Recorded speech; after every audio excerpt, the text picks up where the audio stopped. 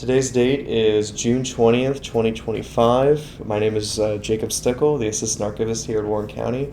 We're here for the Oral History Program. And I'm here with... I'm Gwen McIntire, and I was the Community Employment Specialist. And I'm here letting Jacob interview me. Thank you. I appreciate it. And I'm Jef Bengal. I was the Transition Specialist for Warren County Board of DD. All right. And that was your official titles? Mm-hmm. All right. I wasn't sure because I couldn't find yours anywhere, Gwen, but I couldn't... Okay. You couldn't find my title? It did. It just said you're part of the BDD. Oh. And I thought, wait, well, I could have sworn. Well. I'll have to double check. When and where were you guys born?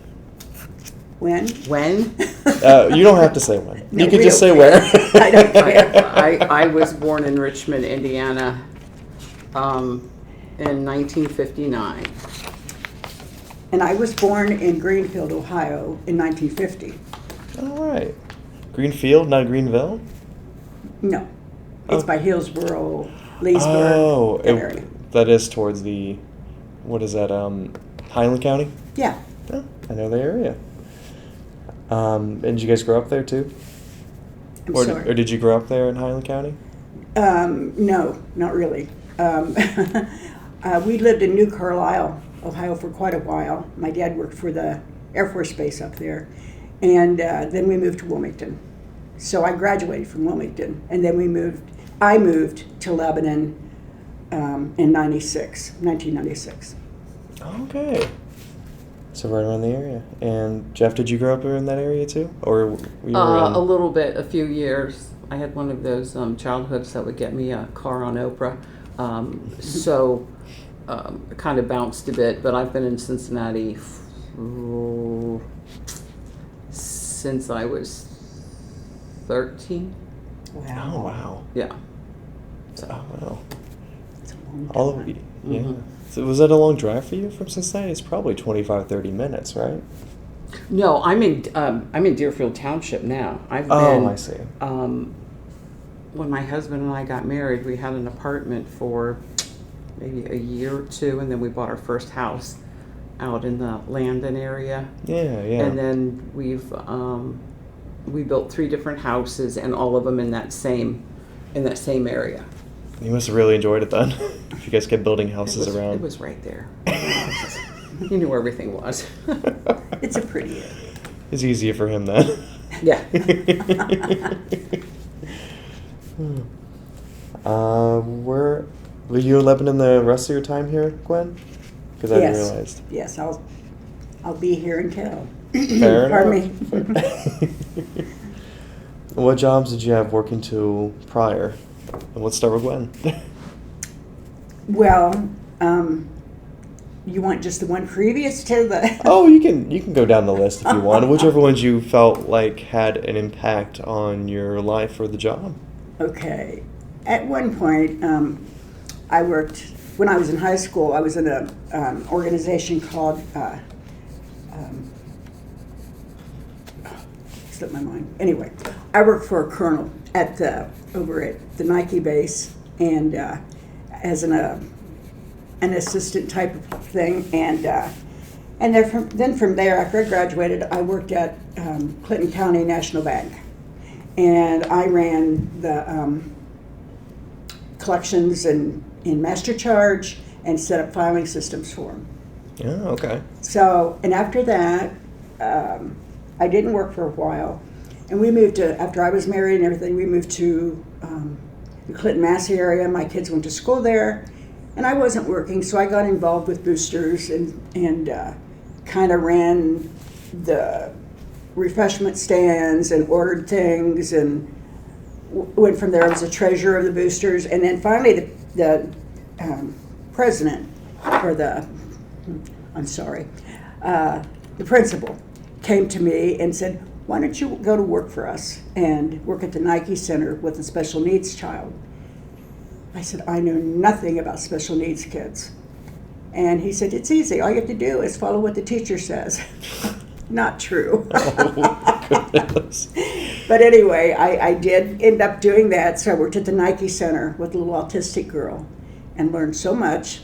And from there, they started to close down, and everybody started getting included into the schools.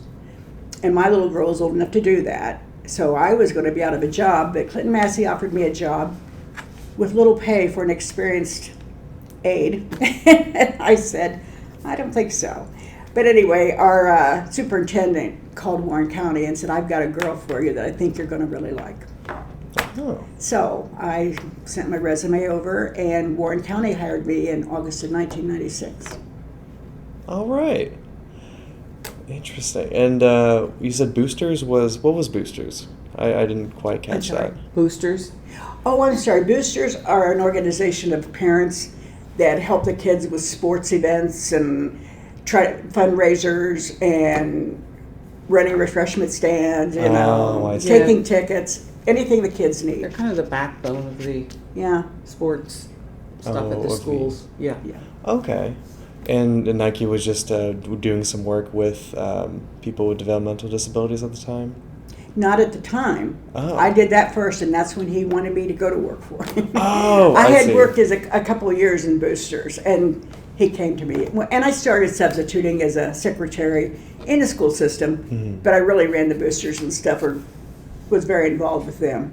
But I would go in, and if their secretary is out, I'd fill in, or their librarian, I'd fill in.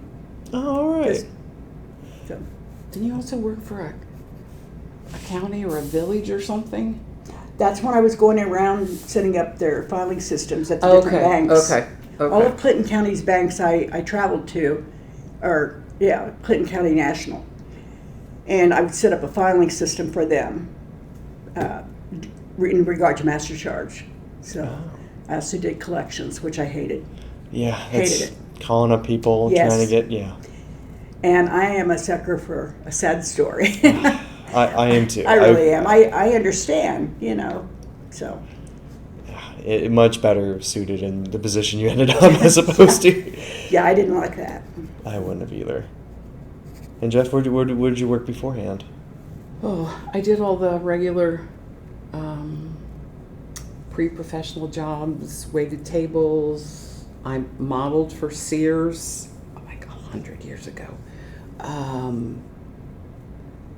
I worked at a jewelry store. What else did I do, Gwen? I worked at an orthodontist, and then I got married, and we had kids. And our first child was a girl, and she started showing delays and stuff like that. So my husband was sort of old-fashioned in the respect that, the kids needed mom at home. I stayed, we had 2 boys after that, so it was funny how it happened, because I would take Faye, I'd go to all of Faye's IEP meetings, and I was always an activist for her, like she wanted to join the Brownies, so I made sure she joined the Brownies, and none of them were special or anything. And then I took her to ballet. God, that was horrid. But she did that. So it's, as life will do, I was sitting in the meetings and I was talking about this and I was talking about that. And some of the teachers, just because they told me something, it was like, that's not true. And I would say, that's not true. She had an IEP goal of counting to 10, and I'm just looking at this teacher, and the teacher who had no children of her own, clue number 1. And I said, what do you mean you're trying to get her to count to 10? She said, well, we're really working on it. She's at 7. I'm like, she can count to 12, no problem. She's yanking your chain. So by sitting in these meetings, one of the supervisors who,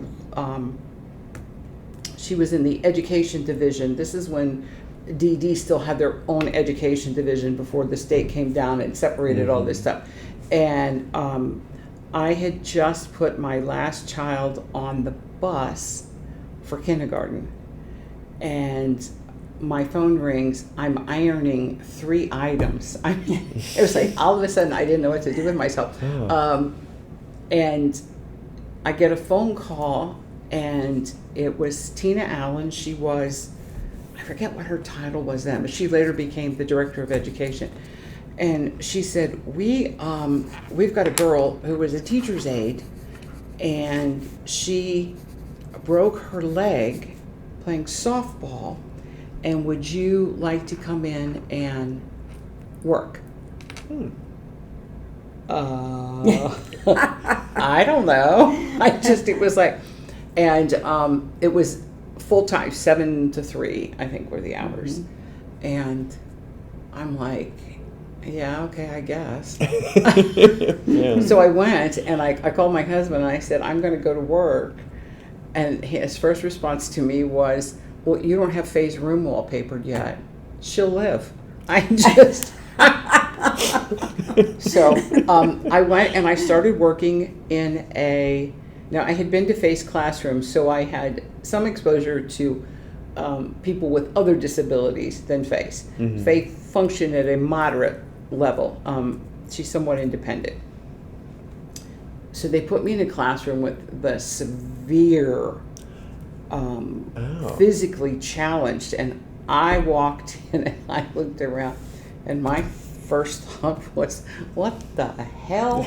And I kept telling myself, okay, I'll finish today, but I'm not coming back tomorrow. And I would go back tomorrow, and I'd go, okay, I'll finish today, but I'm not coming back tomorrow. And I mean, you're working with in intimate ways with these people, and I'm just like, why, what? I had so many questions. Interesting. And the teacher that I was put with, April. Oh yeah. She was just the most wonderful woman. I think she was a couple years younger than me, and she just this effervescent personality, and everything. She used the word wonderful for everything. Isn't that wonderful? And I'm thinking, how do you teach this? And she did, and it was on a much different level, but it was amazing. If you could get around the changing of adult diapers and the feeding that was like feeding a 3-month-old and stuff like that. If you could get around that, but that just became part of the day. And we were coming up right on Christmas, and the gal who had broken her leg, she was returning after the Christmas break, and I'm like, okay, I guess I'm done. And I thought, I really wanted to come back tomorrow. But Tina called me and she said, would you like to sub for us in some of the classrooms? And I'm like, okay. So I kind of bounced around through some of the classrooms, and then they created a new position. So it was the community orientation trainer. Oh. We just made the whole thing up. It sounds like. But Let's get it on. I took the kids. Well, I started. I got in with the transit system, and I'm trying to teach the kids how to use the transit system, and I'm trying to teach them to go and shop. And I would reach out to the parents and say, hey, so-and-so's, I would have to plan all these things out in advance, and he's going to go to Big Bear at the time, which is no longer here. And are there a couple items that you need for your home? I mean, I didn't want it just to be random crap. Right. Yeah. Let it be meaningful. And would you please send in the money? And the parents would. And so we would go, and I work with them on reading end caps or trying to, so it was, but each person needed to do a different thing because they were all working on a different level. So we did that, and then we would ride the transit home, and they need to remember to take the bag off because I'm not doing it for you. And they would take the stuff home, and that kind of. We would do lunches. We would go to the library. We would, So they eventually got the schools to start integrating what I was already doing And then they created a different position, which was transition specialist. Mhm. So now my focus got shifted more towards jobs. Interesting, Yeah. because you were going from life skills to another different form of life skills. That makes a perfect transition. Well, Pardon and the then pun. Gwen and I figured out after she came on board, because it was just getting to be too much for one person. So after she came on board, we talked about it, and I said, you know what, we can teach them most of the skills that they need to do a job. I mean, like the specific things, but the actual job skills, that's where we're going to hit hurdles. Because employers are more open to individuals that have a more accepting personality, that are polite, Yeah. that kind of thing. It's almost like if they have those skills, it's okay if their work skills are a little, we can keep trying to nudge those up. Yeah. Versus somebody who functions up here but has the social skills of Attila the Hun. I mean, no way. So we knew that was a hurdle we had to get over. So we arranged for the schools. Originally, we would have a north school and a south school. So all the kids in the north would go to like Franklin High School, I think, at the time. And we would go we called them job classes up there. And then Kings had one, and they'd have Mason and Little Miami or whatever. And then it just got so big that we had to start using the auditorium. Yeah. Oh, wow. Yeah. But we really started focusing on job skills, how to just look somebody in the eye. And I mean, I would be in the middle of a class and somebody's yawning, and I'm like, cover your mouth. And I would just keep talking to everybody. But it's like, I don't want to look at your molars. I'm sorry. It's just, manners don't cost anything. You can afford this. That's exactly right. So we really cracked down on that stuff. And like she said, how they were dressed. I had a young lady that was supposed to go for a job interview, and I walked in and took one look at her, and I went, "You're not going. I'm not going today." And I called the parent and told them, "This is why." And I'm sorry, I don't make the rules. If you want your child accepted in the world, there are things that they need to do. Just like things I said to my boys as they were going out to the world. I didn't have special rules for one group or the other. Right, and I think that's what a lot of people tend to forget. So I would imagine anyhow, like favoring, like just letting one child do their own thing because of whatever circumstance they're under, versus teaching any life skills like they would another child. So that's... Well, and we would purposely, she was the general, I was the teacher, she was the general. And we had staff, we had teachers and the teacher aides that would come with the students, but we would make them all sit in the back and stay out of it. No. I want their comfort level jacked. I don't, because we're going to put them in places in the world where their comfort level's going to get jacked, and they need to do it. And we would purposely put them with, I would do programming so there was like a group of them at each day, and I would mix them up. I don't want them sitting with their friends. You go to work. Your friends are going to be there for your lunch break. True. You're going to need to, and you're going to need to interact, and you're going to need to, and we would have one of our job coaches at each table, so if support was needed, it was provided. In the correct way. Right, yeah. So, but she would go around and, unfortunately, she was doing a lot of monitoring of the staff. Oh, the staff themselves? Oh. Would you like to get into that? No. That's fair. I was just a little surprised to hear. Oh. And just to cover this briefly, you guys were in part of the same department for, just Same double office. checking. Yeah, for years we had the same office. We shared the same office. Yeah. Oh, wow. Yeah. Just you two? Yeah. Huh.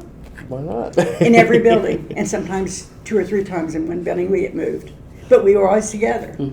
Oh, yeah. Did the offices move often? Because you said 30, say you said it was 3 years ago, and then you were there for 31 years, Jeff? Yeah, 32. 32.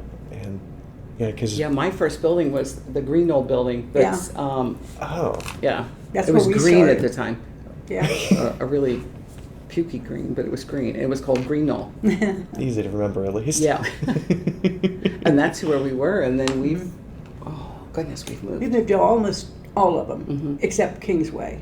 Yeah, that was the only agency building we have not been in. There's well, several. and the garage. Yeah. Yeah. Well, We're not we'd going break a there. nail.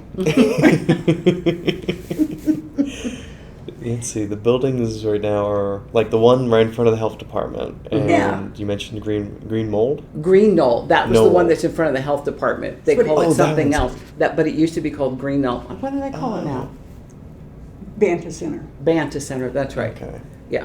I was wondering about that because I'm like, I Yeah. don't remember hearing that name. Yeah. Well, It's that's been a how while. far back we. Yeah, we how were far in back we there go. for quite a while, Mhm. and they moved us around in there too. Mhm.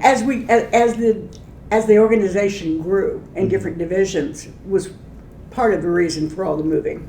Yeah. Well, and then there were changes through the state as to how things were going to be Right. done, and Mhm. that constituted, moves on our part and Yeah. changes, and so. Definitely. And the changes are probably, let's see, well, I mean, frequent. I mean, it's ever changing every 5 or 10 years from what I Mhm. understand. Yep. How was dealing with the changes from time? What was the first big change that you came from the state that you had to deal with, would you say? Oh, I have one that was kind of stuck in my craw. At one point, the state came down and said everybody can work.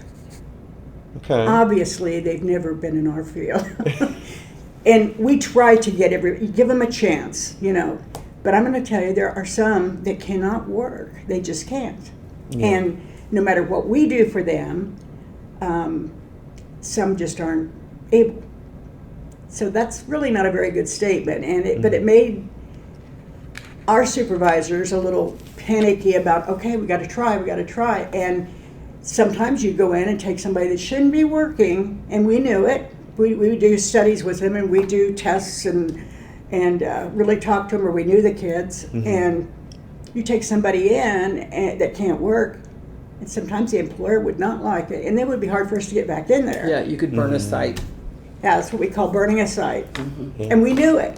It's not all about the kid. They're getting paid. Mhm. And the employer wants the same work out of them that he gets out of everybody else. Honestly, a lot of times our kids do it better, frankly. But Yeah. but that's one that just stuck in my craw. I think the biggest one I remember was there was the big battle over taking the word retardation out, which was, I think, Yeah. Mhm. well past its time. Right. But, they're always, you probably know this from working in the county, there's real time and then there's county time, and they don't look anything alike. Mhm. Maybe you don't. You would have.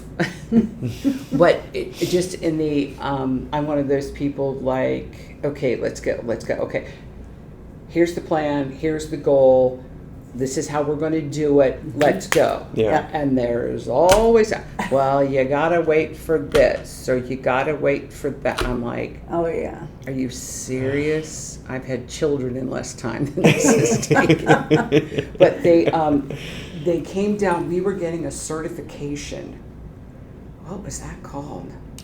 It was, Oh, it was huge, and we did well on it. But the involvement to get it done. What was that? Oh, maybe it'll come to me. I can't remember. We did so many, But you would just be handed a folder of stuff, and you had to show documentation for every one of these things. It's like, I'm going to go blind. But it's that kind of stuff that just, I got better things to do. Come on, do we need this? And I think eventually, over time, I think we still have the, was it CERC? part. CARP, that's what it was. It's an accreditation, and we did it. We did it well, and our program a lot of times got, We got special good accommodations. Yeah. Because we were really out there with the kids, moving and Working shaking. it. Yeah. But just all that paper, like, jeez. Yeah, I imagine just dealing with people's kids and any sort of projects or different sites, and they're gonna throw the book at you, I'm sure. Yeah, it just Oh, yeah. well, and it was divided into like so many things, and that's when we were still PSU was still under our umbrella, but they had to separate. Oh, geez, was it 10 years ago? Something. Yeah, The something state like came that. down and said, it's like the fox watching the hen house. Oh, I see. Because you couldn't recommend, like, it wasn't the argument of us, DD, referring a person to PSU. It's like they're sitting under the same umbrella. So they had to separate the HAB, the production services, from the rest of the organization. That was big to do. A lot of people were, I mean, because people didn't know where they were going to go, if they still had a job. Some people left. They bought out some people's contracts. So it's a completely different, it's a facility on its own now, and not with us. A lot of people's wages went way down that had been there for years, years and years. Yeah. So it was, Talk about burning a site. yeah. Yeah. Yeah. Jeez. When was do you remember when, Gwen, when they're trying to get everybody to work, that sort of push? I'm just wanting to get deal with timelines.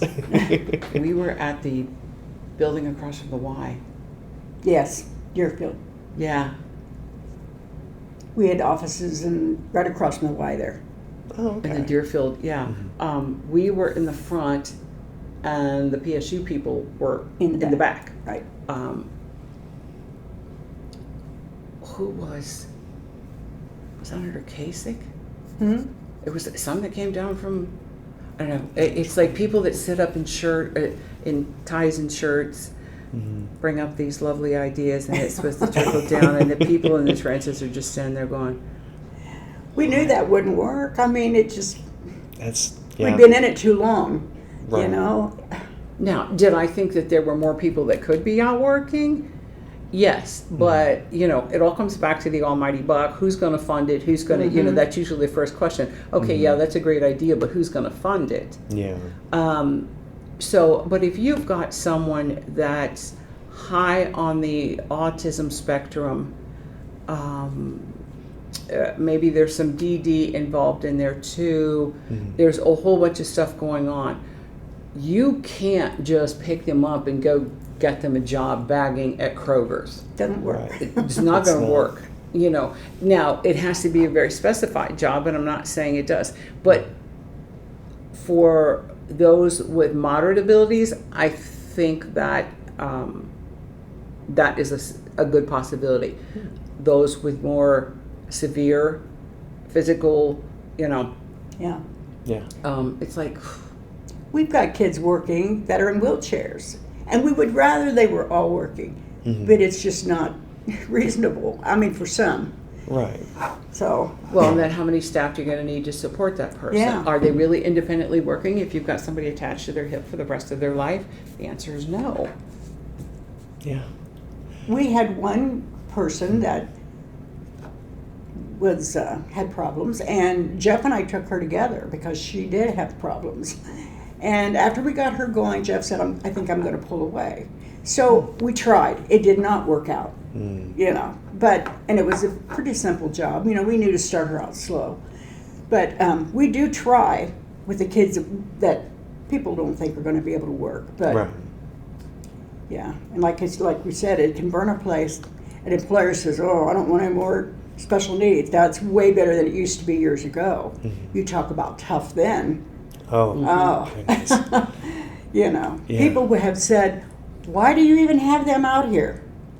Now, we're an advocate, and that makes me mad. So it's dangerous to say that to me. Well, a couple of times I had to get a little ugly.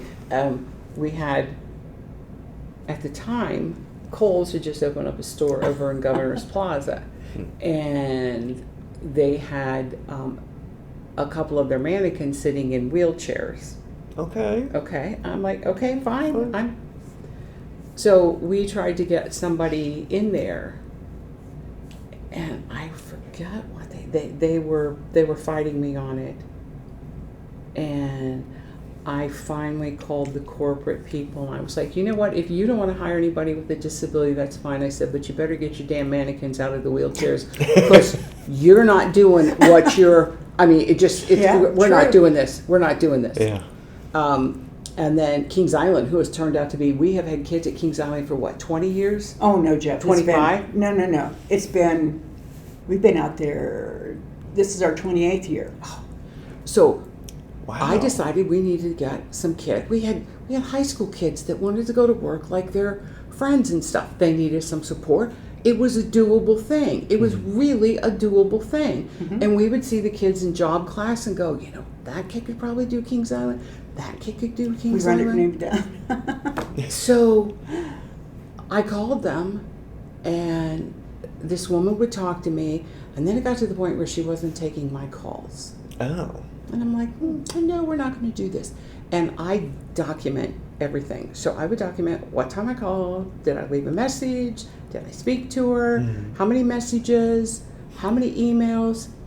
So I went out to my secretary and I said, Karen, do me a favor. I said, I want you to call this number, and I want you to ask for this person. And if they ask who you are, just say Karen Jones, but don't tell them who you're from. And she did, and she got right through. And I thought, game on.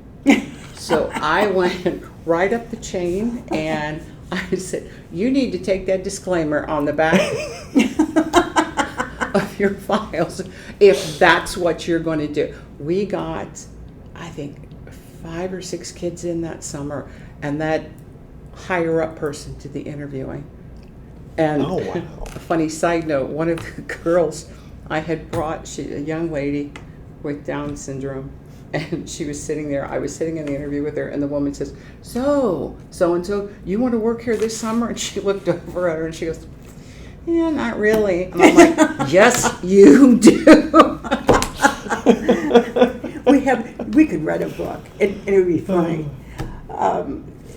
In fact, Kings out after all these years, and still, they will use the way that we train our students. They will take their supervisors in a room and train them how we train for the special needs. Because you go into a place, people don't know how to work with special needs, not really. Mm-hmm. You know, they're afraid. Oh, I can't do this or I can't do that. I can't correct them. Yeah, and it's no, you treat them like anybody else. Yeah. You know. And we had the state come down one time, and that guy was doing a video and stuff, and he came around and he said, what do you think is the biggest benefit for these kids out here? And I said, well, not only do they get a wonderful work experience, they get paid like their peers, they get to, they get all the bells and whistles. I said, but all the other kids that are working here, they're going to grow up and be CEOs, they're going to be nurses, they're going to be doctors, they're going to be all these things. And I want them to remember the summer or summers that they worked with the kids with disabilities, and how much they were capable of doing and how well they did it. And I want them to treat them with a modicum of respect and know that they have value. That's what I want out of this, And, we've just been there for years. Well, where we surprise them, we go in before the park opens. And it used to be my site for, 12 years or so, I can't remember. Longer than that. Yeah, I know. Yeah, my daughter's out there now. In fact, she's out there today. But anyway, I lost my train of thought. Must not have been true. No, we go in the morning and get stuff set That's up. right. And the only thing they wanted us to do was pump up basketballs, which they go through basketballs like you would not believe. I mean, I guess it makes sense. Most days we did 900 a day. Our kids did. And they pump them up, check them, make sure they have enough air. They know. And they bag them and count them. And so anyway, that's all they were doing. And I was sitting in there one day and I thought, there's more they can do. And so I talked with Jef, and we decided they dropped stock along, plush and boxes and stuff along the street, back in the games area on Coney Street. Mm-hmm. That's where we worked. Yeah. So, and then the managers had to get there early to put all that away. So one day we thought, we'll take care of this. Now, another thing that does for our kids, they have to read the boxes, they have to look at numbers, they have to see how many is in that box, even if it has the same number. And we teach them to put it, because there's a whole bunch, there's different warehouses. Tons of warehouses back behind stuff that you never see. Right. I believe it. So our kids started putting everything away. Now, there's a lot of other things they do now too, other than just pump up basketballs. There's nothing wrong with that, but we can get that done in the afternoon. So when the park's open. So anyway, these managers all come in and they go, they didn't drop anything off. And so they come to me, they said, have you seen a truck or anything? I said, the kids took care of it. And it got so they could do this almost completely on their own. We teach and stand back. Huge animals. Oh, I hated those things.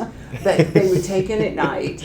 Now they've been rained on. Just nasty. And, they would take in at night, and we would haul them all back out the next day, and it's sweating, and the fake bear fur's all over you. And it was not a pleasant experience. But so anyway, we surprised Kings Island. I guess they didn't think about what our kids could do, And now sometimes they you just have to show them. Absolutely. They cannot wait for that team to get out there, and it's different every year. There's usually a couple returners, but it's different every year. And so there's a lot of kids getting independence and knowing how to read boxes and stack and stock. I mean, it opens up more of the world for them. Well, and they had to have uniforms, and they had to wear them, and they had to have a card, and they had to have all this stuff, and they had to be responsible for it, and they had to look like everybody else. And the importance in that, I'm always, in the animal world, animals wear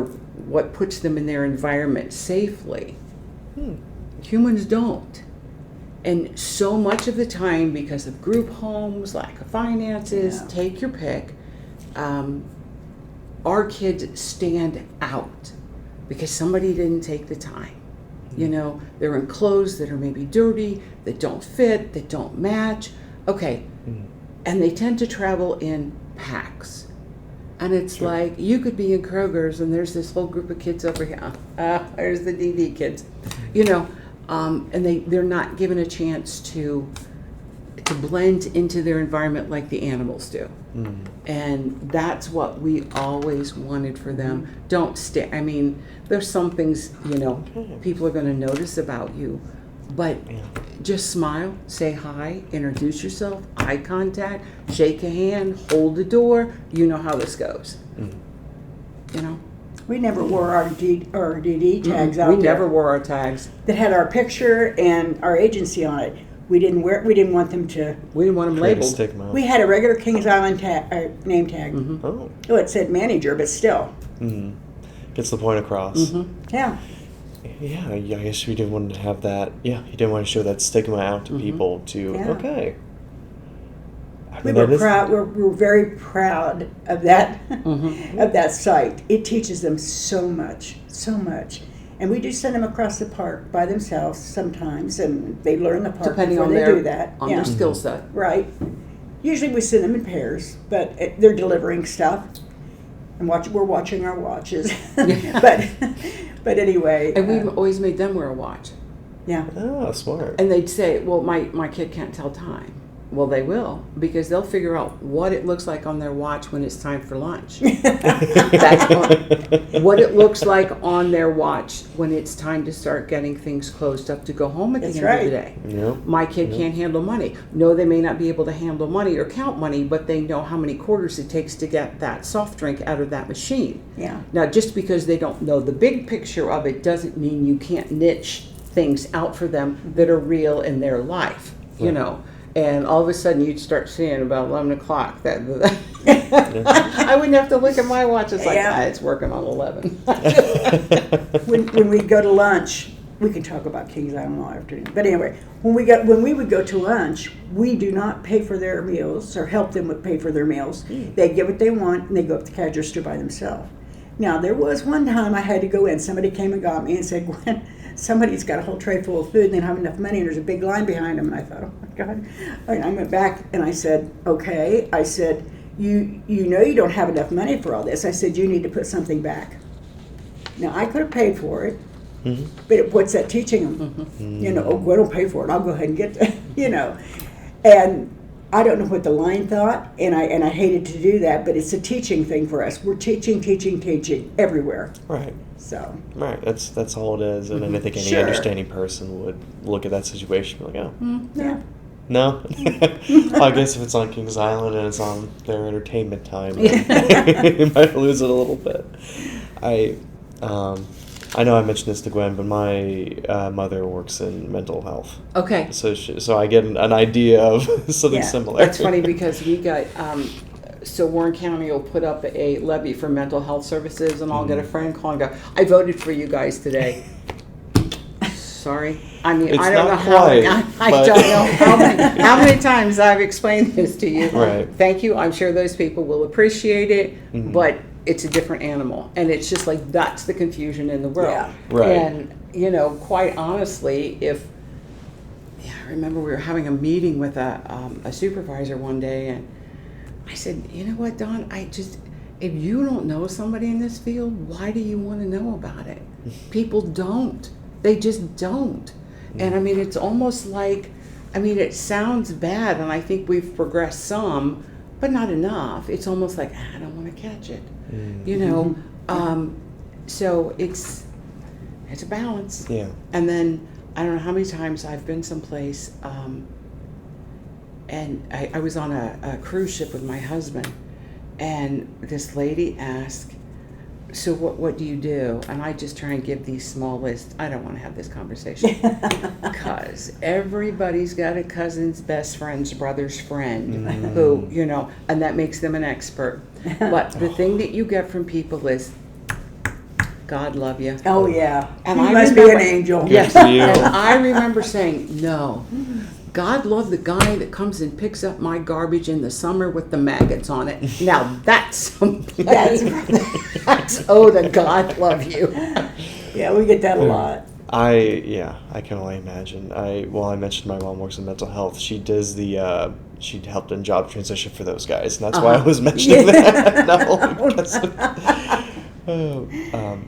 yeah, I would hear that sort of idea from especially my dad. Would be like, "Oh, good luck today. You're doing God's work." That whole thing. Yeah, I remember one heard some of time the my sentiments. husband telling me, he said, I think I could do what you do. I'm like, Oh. not in your wildest dreams.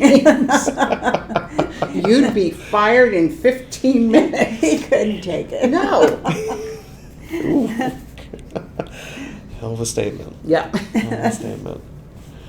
So, I know your workload always varied, for both of you guys. But was there any out of place daily tasks that we didn't touch on that you guys like to touch? Oh, there's Paperwork. Oh my God. we all had so much, Documentation, yeah. the reports, and for us with the kids too, not only did we get the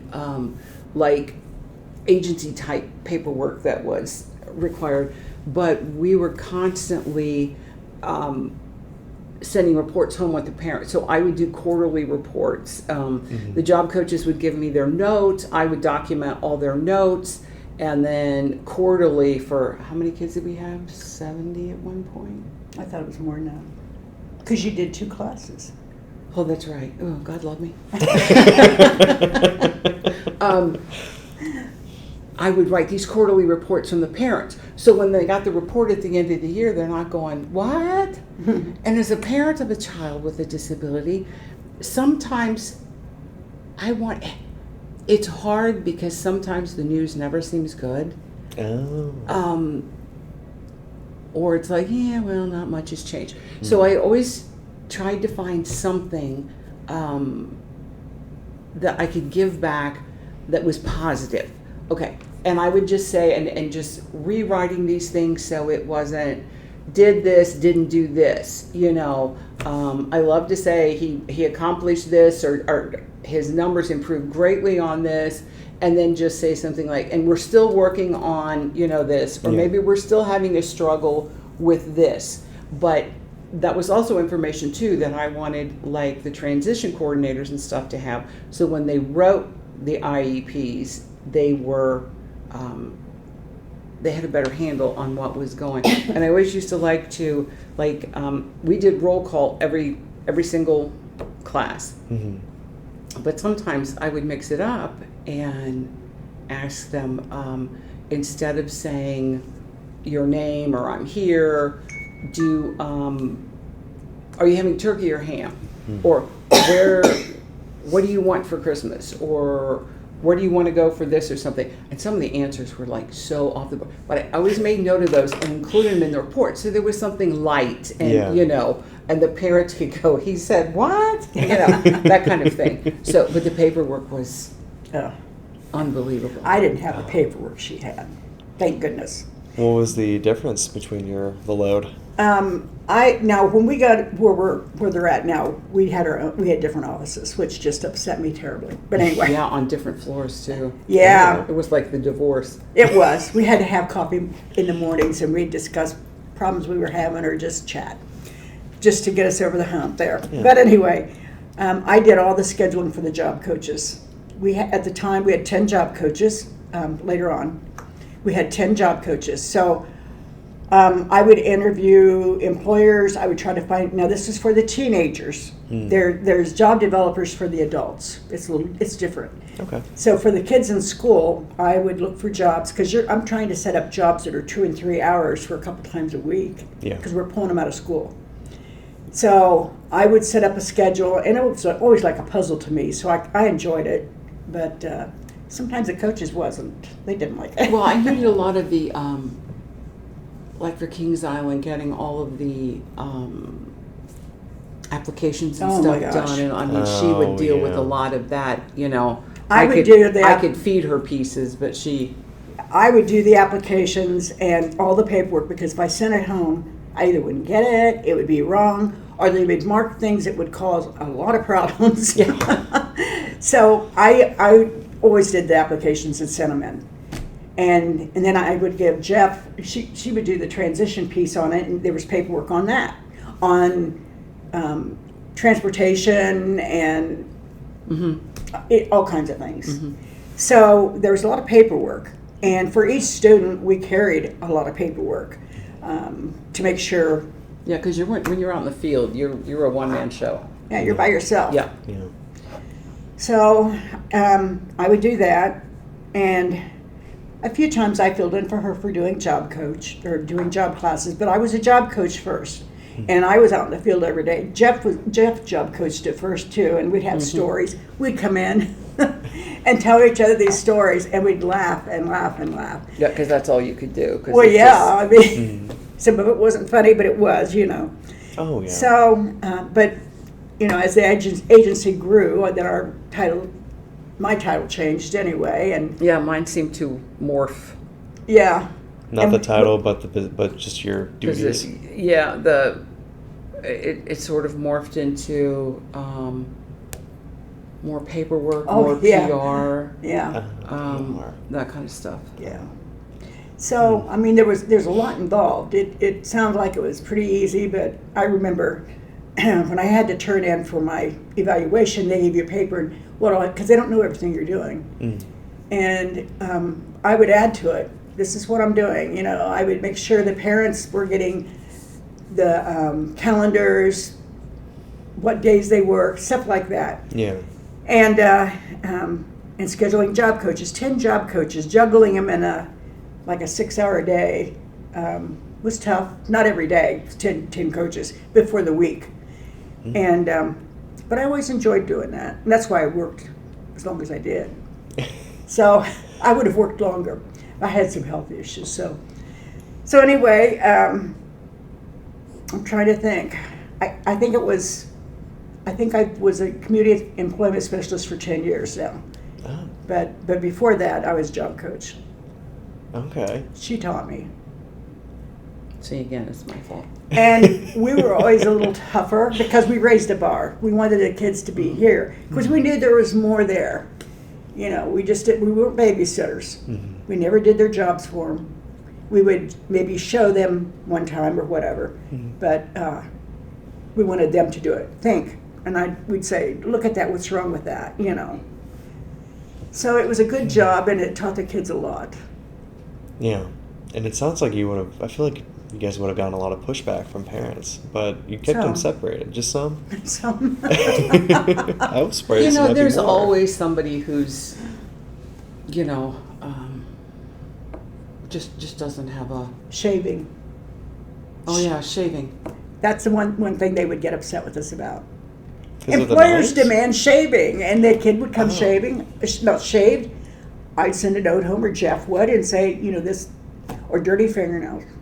You're not going to work with dirty fingernails, you know. Right, Oh, especially in the food. food industry. Yeah. Well, yeah. So they didn't always like that. I mean, it was a nice letter, and it's like, hey, we can't, he's got to do this. This is what the employer wants. I mean, these are real jobs. It's not something they're just playing at. It's a Right. real job. So we would get some of that.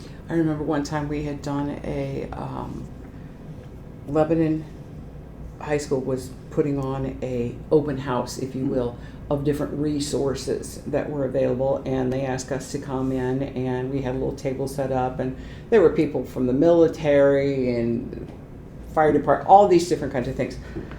And this woman comes walking up, and she says, I need to get some, and just broke down in tears. Yeah. Oh. And I got up and I walked around and I put my arms around her and I said, you can do this. And I said, the reason I know this is because I've already done it. Now you can do it. And she collected the information that we had in the pamphlets and stuff, and I think she talked to somebody else at the other end of the table at some point, and she went on her way. So we're in job class, and we have this young man that Gwen and I have, we've sort of scoured him out as, yep, I think that's a Kings Island candidate. So we get the kids, we always arranged every single thing. It was like, okay, people, you don't even have to think. We've got it arranged to the nth degree. You just show up here at this time and we've taken care of the rest of it. So we were all meeting so we could carpool the kids for they had to go watch a show or something to get in to Kings Island for their employment. And this woman gets out of the truck. The kid gets out of the truck, and then who I assumed was the mother gets out too, and I did a double take. It was the mother who had been crying. And she ended up being our biggest advocate. Yes. And brought more people. You have to go there. These are the people that can help you. These are the, and he worked several years with us at Kings Island and then graduate, but we had to take her by the hand and pull her along. And she went to pick up her son one day early for a medical appointment, and Gwen said, come on back. And it's the area that you never see of the park, and she Behind Whack-A-Mole. behind Whack-A-Mole. And she's standing there and she's watching this group of 6 kids all working independently, doing their thing, and she just stands there and starts crying again because she said, I can't believe it. She said, I never see this side of him at home. That, this independence, and we started watching him because she was kind of like one of the touchy moms, and he's starting to do, it's like, stop. And she just was amazed that she said, I wish every parent could come in here and see this. She told me, she said, he won't let me help him at home. Oh, okay. I said, good. Excellent. I want the students as independent as we can make them. Yeah. If they hate me along the way, I'm okay with that. Yeah, I've heard that. Yeah. Yeah. I'll get over it. I had one of them fire me one time. He raised his hand up at me, big boy. He raised his hand up at me, and I just looked at him and I said, go ahead, take your best shot. And he just stopped and looked at me and goes, you're fired. And I'm like, nothing would make me happier. Fired. Yeah, I was You can't run. You can't run. Nope. You lose every bit of control you have. You can't run.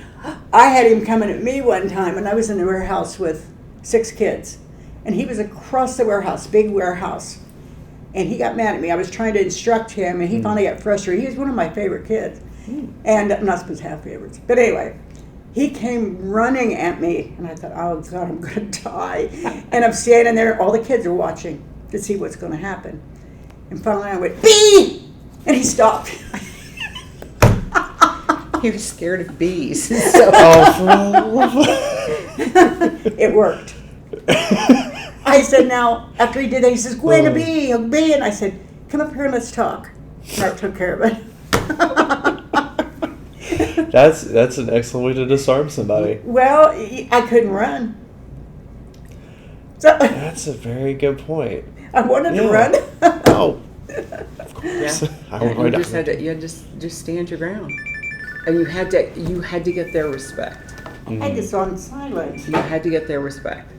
Interesting. And what would be the best way to, I don't know, it's everybody's different, so gaining respect with somebody, is it treating them, I know One everybody's of the things that I think that we both did, first of all, fortunately, they got the same response out of us either way, even if they were separate. Like, we might have a job site, especially if it was a hard job site, I wouldn't give her, and it was like 2 days a week, I wouldn't give her both days. I'd take one, she'd take one, okay? But they got the same response every single time, okay?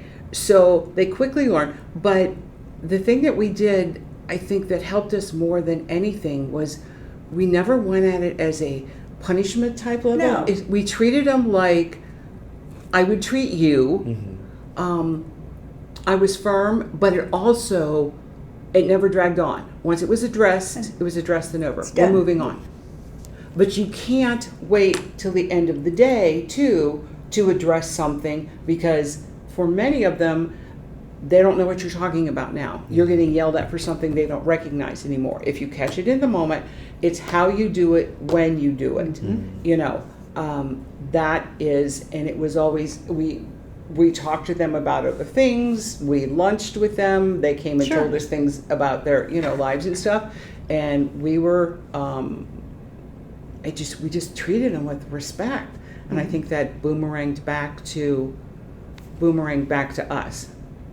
Every time I would, have to correct one or something, the first words on my mouth is, you are a professional. You are a professional. You're not to act like this. Okay. And all of a sudden they're taking that in. If they hear that enough, they're thinking, I'm professional. Well, and the other thing I wouldn't allow to happen is they were never permitted to hug me.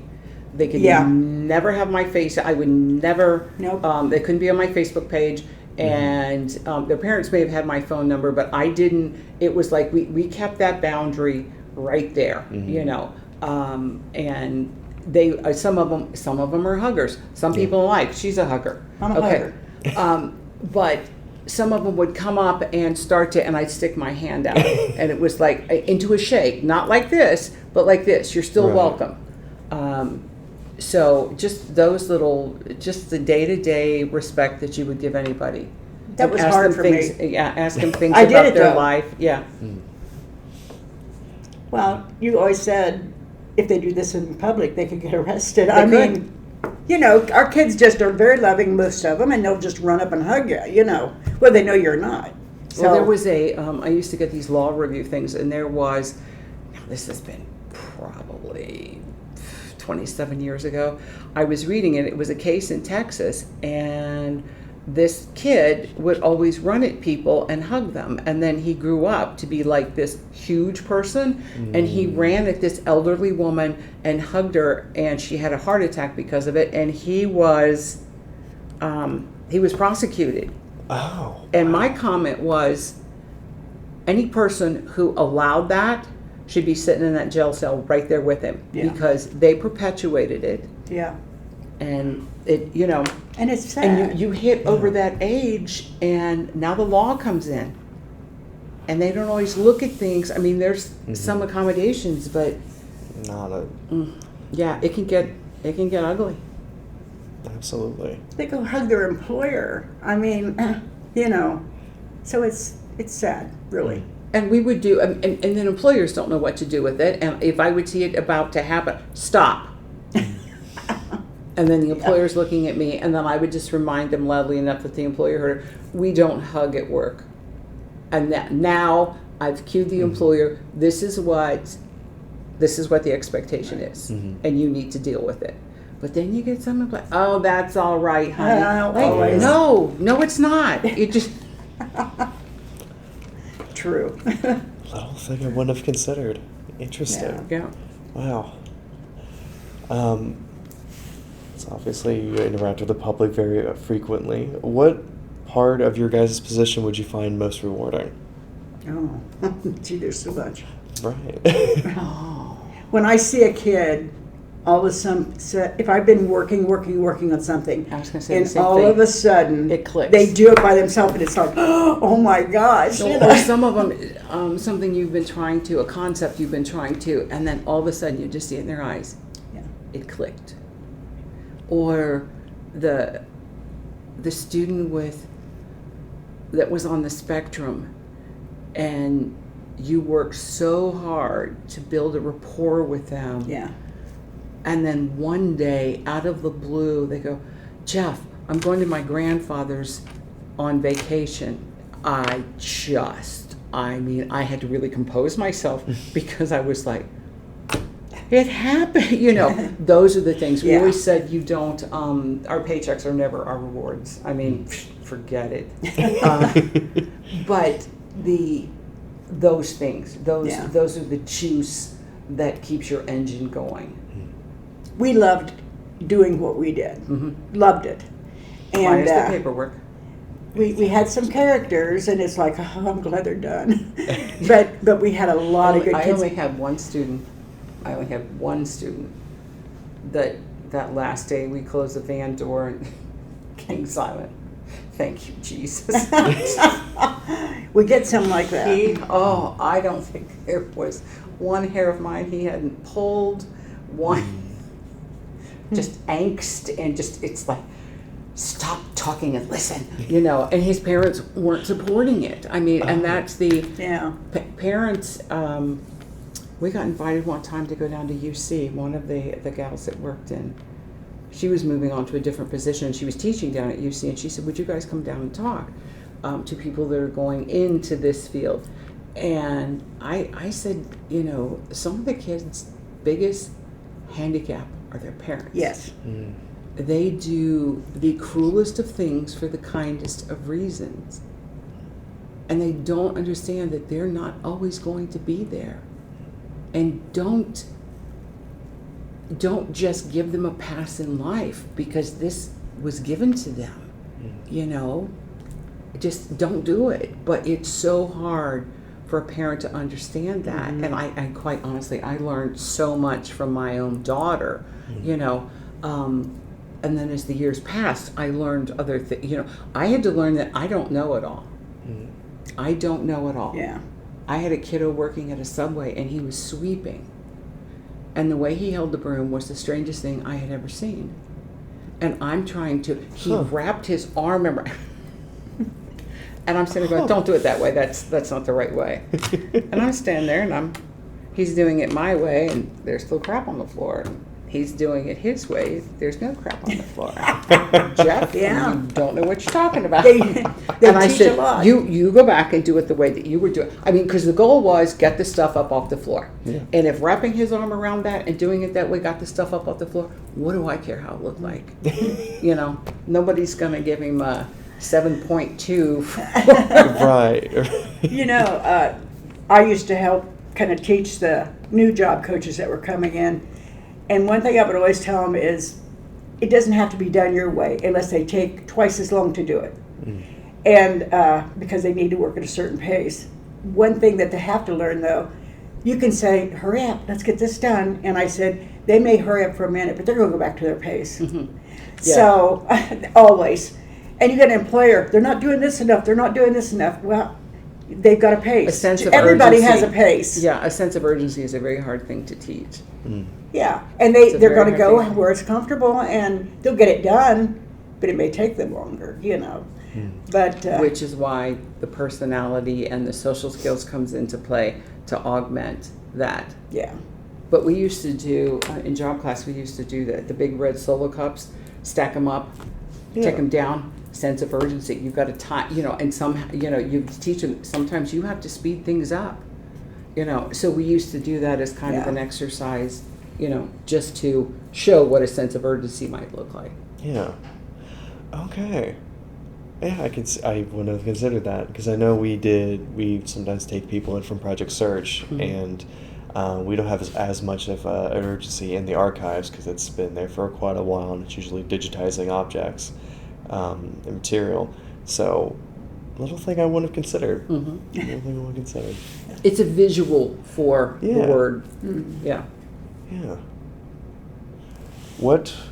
I know we talked about some challenges, but would you guys like to elaborate on some of the challenges that we didn't already cover?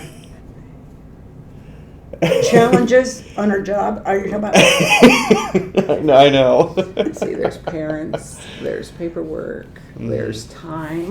Transportation for the kids was Transportation was always always an issue. Oh, I wouldn't have Oh thought my of gosh, Yeah. yes. For the longest time, we transported them our own cars. that. Ooh. That was the only way it was going to happen. Yeah. That's difficult too because you talked about establishing boundaries and performing that professional decorum. So And then they got some bounce and stuff, and then we started complaining.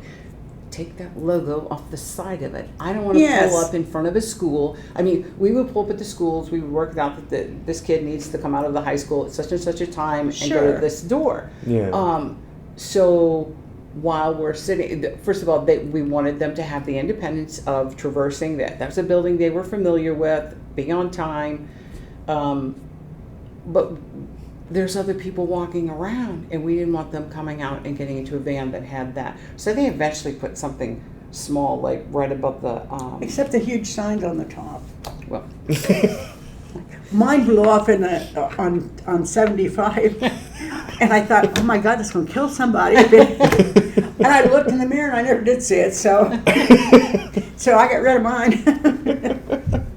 yeah, but transportation was a big Oh, it was horrible. thing. Oh wow. Yeah. I wouldn't have considered that either.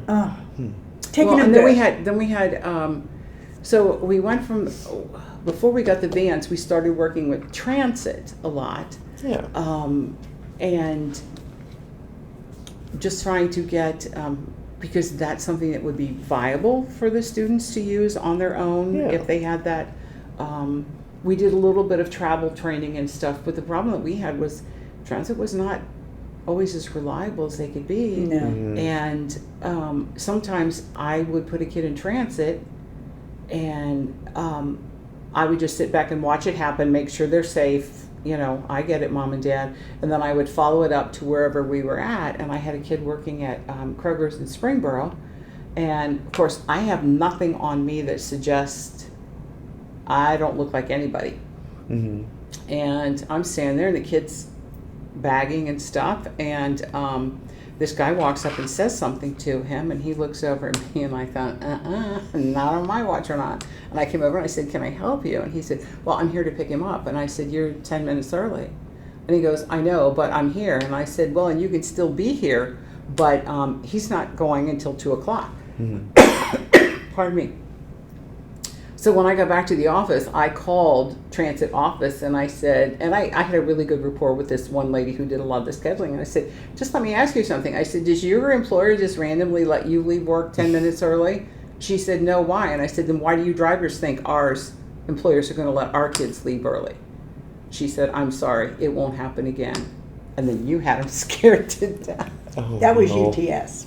Oh, that was UTS. Yeah, see, there's different transit. I had 6 kids coming to Kings Island, and we met under the bus thing, the little Yeah. shelter, Yeah. before they went into park. They couldn't go in unless we were all together. So they had to get there at a certain time, and we waited, and we waited, and they're late. And I'm calling that office. I'm calling them, and they're not answering. So finally, this guy pulls up 15 minutes late, and I walked over to his car, or his van, and I said, you are late. He says, oh, I'm sorry, I wasn't sure of the route. I said, well, you know, somebody that doesn't know the route drives it before they do it. And he says, well, and there was traffic and stuff. I said, start earlier. And I said, this is unacceptable. I said, you've made every one of these kids late. Signing in, yeah, because they weren't clocked in, because they had to wait for all of them to get there to get, yeah. Now, it never was held against them by Kings Island, but he didn't know that. And I didn't tell him either. And I said, I expect them here at 10 to 8, no later. Was it 8? Yeah. Yeah. 10 to 8. And It's okay. So he left, and were you there when he came? I was there one day when somebody pulled in, and they used to bring him in 2 different vans because they were in different parts of the county. And the one guy gets out, he jumps out of the van, and he runs around and he says, "Tell that one lady the other guy's coming." He's Got a little short lady, so he said, "Tell that little short lady." The little short. Oh Lord. You know, but our kids are no different than anybody else, and I know that they aren't very. I know they're picking other people and stuff. I can't help that. You're hired to do this. Well, and we're paying you to do That's it. right. So, Yeah. So anyway. That's a big part of it. That's a big part of it.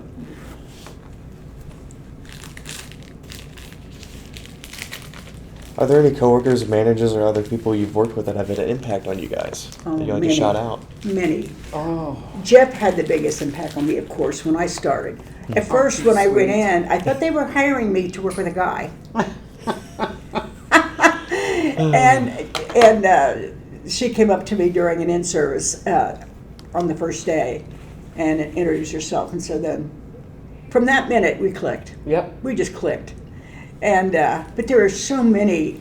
We have so many different divisions in our agency, and they all do a good job. Everybody is dedicated.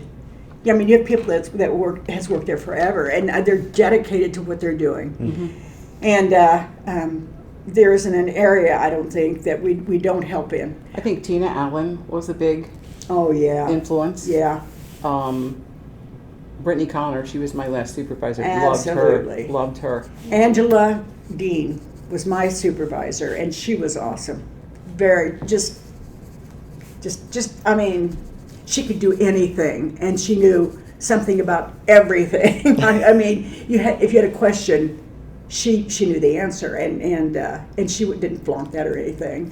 But I worked very close with her. My office was right next to hers, and she would discuss things with me, and the girls would be afraid, the job coaches would be afraid to go tell her something or whatever. She was very approachable. I don't know why. So they would come in and say, "Would you tell me?" I said, "Go tell her. She'll, she's very, she'll help you with anything." And they said, "No, just never mind." So I would tell her. But Doris Shepard. Yep. She was secretary extraordinaire. There's nothing that woman didn't do, didn't get involved with, didn't help with, didn't organize, didn't. Yeah. Always a smile on her face, always something funny to say. I couldn't say enough about her. Yeah. There's so many. Yeah, so many. I mean, the thing I've missed since I retired was just the people. Yeah. Just a lot of the people. I mean, it was just like another family. So you know. I stop in occasionally. Not often, but I stop in, and it's like going home, and and they treat you like you're a celebrity anyway. It's like So and so's back. Yeah. But I mean, the whole agency's like that, and I've had new job coaches come in, and she said, they would say to me, "I have never felt so welcome into a new job like I do here." And I said, "We're a team." And I said, "We're a family, and we go to each other with problems, and it's just the best place to work." That's why, I said, that's why we stay so long. Was it a terribly large department? Would you say? Would you guys have a lot of people there? Was there what? A terribly large department. The divisions are in different offices, but we would all come together at times. So there's a lot of new ones, I don't know, but. I used to know who everybody was. There at the end, I wasn't. Yeah. I was wondering if you could call it tight net. I was wondering if that would be that regard, but. Well, you've got like the service coordinators. They're kind of like case managers. There's tons of them, and they're in their own world. But all of us worked across the lines because we had to it connects. take care of this, everything connects. the student, and then transition and community employment, which was us. We all sat under another umbrella, and Then there was early intervention. That's a whole other. They're the ones that are over in the old Green Knoll building, the Banta Center now. The little ones. They're just, we just cross over. So you had a lot of interaction with people. And even our superintendent, she sets time aside to visit the different places or is open to phone calls. If there's somebody needs to discuss something, you can go into the conference room and talk with her privately. She makes an effort to keep us, aware of what's going on. I never really had any problem with I never did either. staffing and stuff. I know that other people would probably give you a different interpretation, but I think they also had different expectations, so that maybe had something to do with it. But I found them good people to work with. Anytime there was something major going on in my life, they were supportive. Take the time you need, do what you need to do. And I never took advantage of that because I knew what a blessing that was. So Jef and I both had been off for a lot of days, but we never went without a paycheck because we never burnt our sick days. Yeah, we would save them. I mean, it's like she said, a savings account. Yeah, I had colon cancer and was out several months, and I had all of it stockpiled. I didn't, and like when my husband passed, and my mother-in-law passed, and my father-in-law passed, We've all had. I mean, this year alone, I was in the hospital 3 different times. So they are so supportive. You're going to get cards and phone calls and gifts and a phone call from the superintendent. Maybe, are you okay? Are you doing all right? What do you need? And they'll tell you, take all the time you need, just get better, or things like that. But again, we never abused it. We never abused it. You've got the earn them and burn them's, but younger ones, that's their pretty choice. much. But even when we were younger, we didn't do that. No, I wasn't that Honestly, stupid. you didn't want to take a day. There was only 2 of us working in transition. For a while, there was just the 2 of us. Yeah, it was a 2-man show. So we did it all. Oh wow! I learned how to eat Jell-O out of a cup while I'm driving. I know. I tell the girls that. I said, "Don't tell me you didn't get lunch." Jef was sucking Jell-O out of the cup. I remember getting a taco, and you don't eat tacos when you're driving. No. But yeah, some of the younger girls would complain as they were, because they were new. And I said, we eat on the run if you're able to eat. I mean, there's a lot of times our kids are working. Yeah, we were crossing the county and we were handing kids off to each other, and you had to carry extra clothes in your car because at one point you were at a horse farm shoveling horse crap, and then you were going into Kohl's and so I had clothes in the car, and my husband never did find out he stole his ski pants. And he's a huge man. And she let me borrow them because I had that sight the next day, and it was a blizzard. Yeah. Oh. Now, Lord. I had his ski suit on. You can't imagine. They're larger too. Those pants themselves. Yeah. Not only that he was they're tall huge. man, But I had them on because it was You so look like the cold. Michelin Man, Emma. This kid was out in the parking lot. We had to have something. Yeah. But she wore it one day, and the next day she says, "Here." But You you know what? I didn't care. Find I out wore where he it. stole those. Oh well, he wasn't using them. Right, how often do you ski? I come out to the car one time working at Kings Island, and it was pouring. The water out in the parking lot, truly, I know I'm short, but it was up to my knee. No, there were cars floating. Yeah. Because they had, it was before they fixed it. Yeah. They needs more fixing, but before it's they fixed awful. it, there literally were cars floating in the employee part. Yeah. She came to pick up Faye, her daughter, who was working for me. And she's working at Kings Island. I was her job coach. And we get out, it's a long walk to the parking lot from where we were at.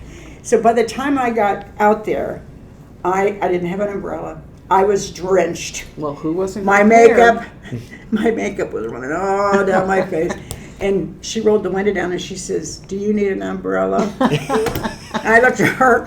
I said, "I need a raise, Jef. That's what I need." Fortunately, I had no control over that.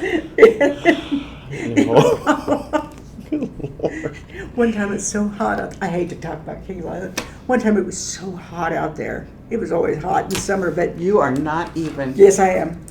It was one of the hottest days that we've ever had, and humid, awful. And she said, I want you to come to the parking lot. I'm going to have something for you and the kids. And I thought, oh, I could walk all the way back there. So I walked out there. No, she walked in. I walked in. You walked in. Yes. I would have probably said, God-forsaken heat. And not only that, she had an abscess tooth. Her jaw is out to here.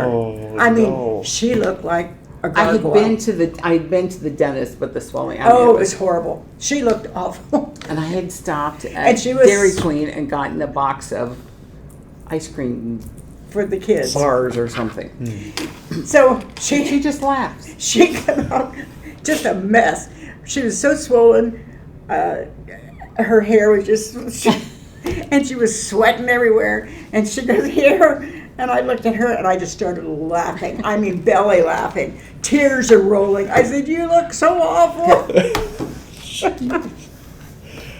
I know, you can go ahead and say it because everybody else does. Why are we still friends? They ask all the time why I'm still friends with her. I have a tendency to pick on her a little bit. I think that's the best friends do that. Yeah. Honestly, what? How in the world? Why in the world do you have an abscess tooth going to with sandwich bars though? I don't. No, I had an abscess tooth. I went to the dentist and they worked on it. Oh, and that- coming back in an act of kindness. Oh, I see. Okay. No good deed goes unpunished. Jeez.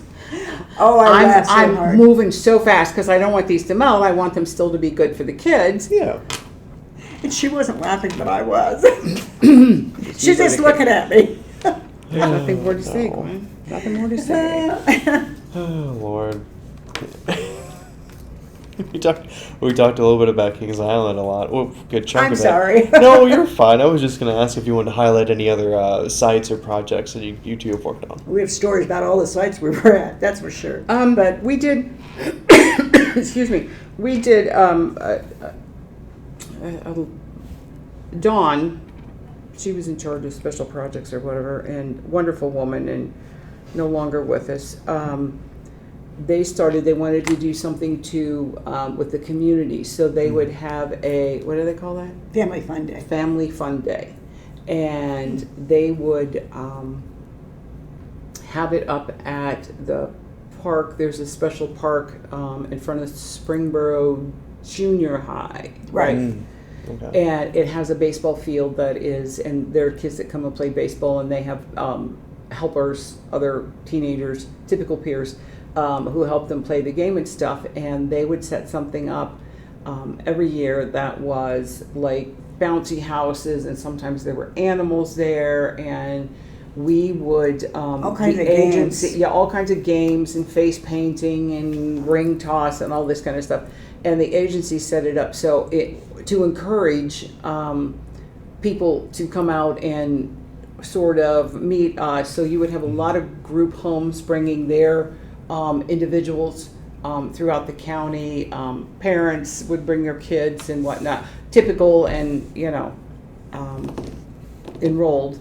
And we ran the kitchen for how many years did we do that? I don't know. You volunteered us every year. No, Dawn just said, "You guys are doing the kitchen, right?" But I mean, that was one Saturday that, unpaid. Ugh. You're just, but we did that every year, and it just got to be a joke, and it was just like, don't do anything to the kitchen. Jef and Gwen are going to take care of that. It's free food, though. See, free food. Free food, yeah. At least. And we had some people helping us cook hot, but we had it down to a science. Yeah. It didn't take too long before we had that. We ran And then pretty I quick. bowed out.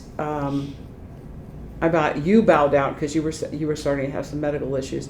And I bowed out and I said, it's time somebody else learns how to do this. So we did that.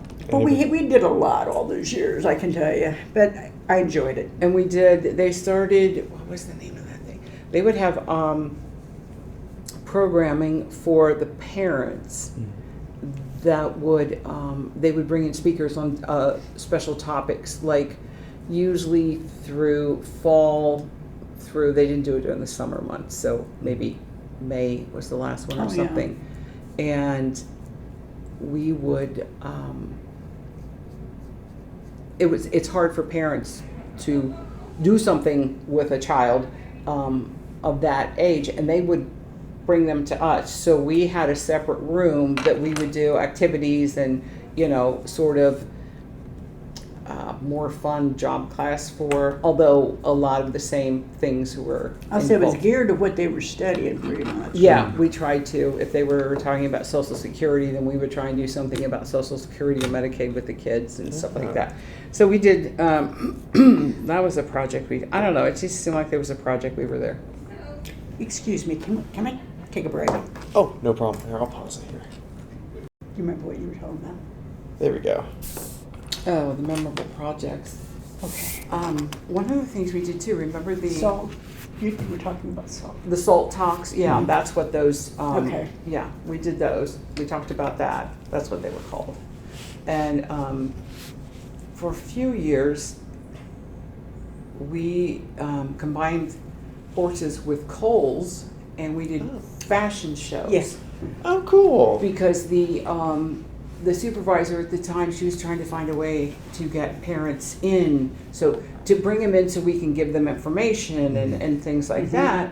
And it's like one of those, if you build it, they will come type deals. Yeah. So I said, what if we did a fashion show? And we approached Kohl's, the place that we had to get nasty with, which it turned out for a number of years to be a wonderful. We were in there forever. Yeah, and the gal there was just wonderful. So we picked a handful of kids and we had them come in for a fitting, and they were fit for two different outfits, one dressier and one more casual. But this was a good way for us to show the kids what's the difference between casual and business wear. I always used to tell them, just because you have clothes on doesn't mean you're dressed. It's a different animal. So it was amazing. We did it at Otterbein. So I mean, the coordination, the pieces and the parts and everything, but we got it all put together, and the parents, just came in swarms with the grandparents and stuff like that. Yeah. Oh, So fantastic. we had one showing come out, and I think as the kids came out, we had asked them like particular question, and as they were showing their outfit, the moderator, was that me? It was me. Probably. What? After I helped them get dressed, was saying that this is how they responded to the question. And it was also, again, teaching them some confidence. Then you have to go stand in front of a bunch of people that you don't know, and here are the expectations, and this is what we want you to do. And then while they went back for their change of clothes, then that's when like the director and stuff could come and tell them about things we thought were important and stuff for them to know. So it was it was really it was funny, it was interesting. We did one at the Career Center and I think a couple of them at Otterbein. Yeah. It was fun. Kids loved it. Yeah. Remember what one of them said? He had the suitcase and the suit. Oh, we had attaché case Attaché, yeah. and a suit. What did he say? And he said, "I'm the man." Yeah. He looked in the mirror and said, "I be man," or "I'm Yeah. the man," something like that. Yeah. It was because it was just so. He'd never had a suit on, probably. No, he never had. So it was just, again, they just feel good about themselves and just confidence. You can't say enough about it. So Absolutely. When we take a kid to work, do you know what the best thing they like about it? Is that they're in a new environment? I know that can't be it. Name tag. Really? Name tag? Yeah. There's somebody with that says Wendy's or McDonald's. Yeah. this is yeah. my I belong Yeah. tag. I'm part of the team, which a lot of times in the past they weren't, Yeah. So They weren't segregated. they want that. Yeah. They want that name tag. Again, the animals in the jungle, they blended right in. Mm-hmm. And unless they did something behaviorally to make themselves stand out, they would continue to just blend Yeah. right in. Just wanted a place. Wow. Mm-hmm. What a fantastic way to put that. Yeah. My goodness. Everybody thinks it's money, and they like the money. Don't get me wrong, but that's not what thrills them. It's that name tag. Mm. Yeah, I know my mom always described it as they want to work, and I never really thought to the specifics as to what aspect that that people are Yeah. looking for. I wouldn't have guessed that. It's a You little know, sense of belonging. I had a student one time who, talking about the money and changing how you think, he was working at a grocery store, and we had a particularly rough winter. So when the schools were closed, we didn't go into the district. I couldn't take him to work, yada yada yada. And I was preparing him for the fact that his paycheck was going to be quite small, and I didn't want him to be upset. I wanted him to be forewarned, and I said, quite honestly, I said, you're probably looking at an $8 paycheck. Now, $8 doesn't mean crap to me. And he looked at me and he said, I could use $8. And to this day, I still to this day, it's like, yeah, I could use $8. Because it's not, that's their world they're viewing. Yeah. It's not my world they're viewing. And that's what you have to be cognizant of. I could use $8. Precious. I like that. Yeah. Absolutely. Yeah. I like that little phrase. I can use $8. Yep. Some things always stick with you. Yeah. I know this is a bit of a broad question, but what are some of the other highlights with the county that you'd like to mention? It's pretty broad. We just said memorable projects, and now it's highlights. It's kind of the same notes. You mean the county in general? Yes, let's Okay. go with the county in general. I'm very proud of the Golden Lamb. I live in Lebanon, so I love it. I love the town. I just do. I don't, you mean, so you're saying with the county as far as working within the county? Yeah. Oh. Working within the county, or somebody like, or it could be a personal side if you wanted to highlight the county proper. Either way, highlights. Well, I mean, I live in the county. I live on the southeast side, southwest side, whatever. Yeah. Whatever way that direction is. I'm directionally challenged. I mean, I have found most of the people fairly easy to work with. I didn't venture out into, we had the lady we had to go get those 1 shots from, and she did give you a sparkly bandage because you whined about it. I was gonna mention, I don't know, it'd be good. What was it, Hep C or Hep B shots? Or I don't know, something we came over to get shots. Other than that, wasn't real happy with the transportation, but Yeah, the transportation's horrible. I mean, it really is. But other, like I said, to me, time with the county is just like our little group and stuff. I think Lebanon's a nice place. The only time we deal with other people is if we're looking for a job, Right. for kids. And honestly, schools. we've had great. We've Some are had, better than others. Yeah, we've had good luck. With the people here in Lebanon as far as finding jobs and stuff. Mm-hmm. I've had other employers talk to me about their problems and the problems they have with teenagers working and I get it. They don't show up sometimes and don't call, and I said you won't ever find that with ours, and they don't. So Lebanon's a friendly town, friendly city. I love it. I love Lebanon. And I think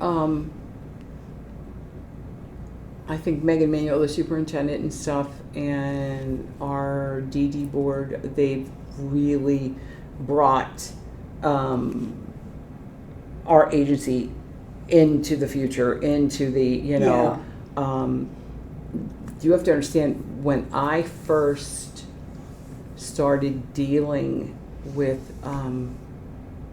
the county just as a parent, the superintendent was picking my daughter up in her car because all of the transportation had flunked inspections.